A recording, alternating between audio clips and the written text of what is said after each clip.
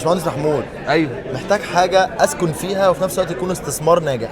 يعني انت عايز تسكن ويوم ما تأجرها او تيجي تبيعها تلاقيها ليها قيمه، صح كده؟ بالظبط كده. تعالى معايا. لا هنمشي كتير، تعالى. بس يا سيدي اقف هنا. شايف المنطقه دي؟ دي منطقه الجداف.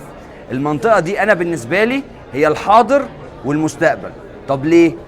هنا 6 دقايق من الحاضر داون تاون وبرج خليفه، و5 دقايق بتطلع على منطقه الكريك برج الخور اللي فيها اطول برج هيكون على مستوى العالم، منطقه نيو داون تاون.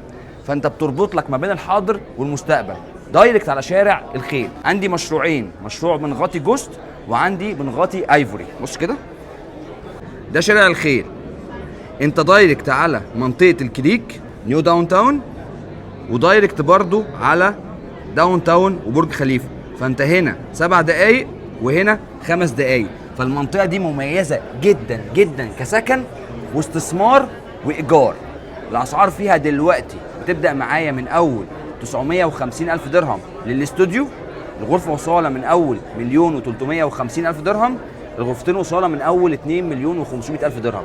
دي المنطقه تسكن، تستثمر، تعيش، ولا افضل ولا اجمل جوه دبي. كلمني لو مهتم، تواصل معايا، تقول لك احلى وحده في منطقه الجداف.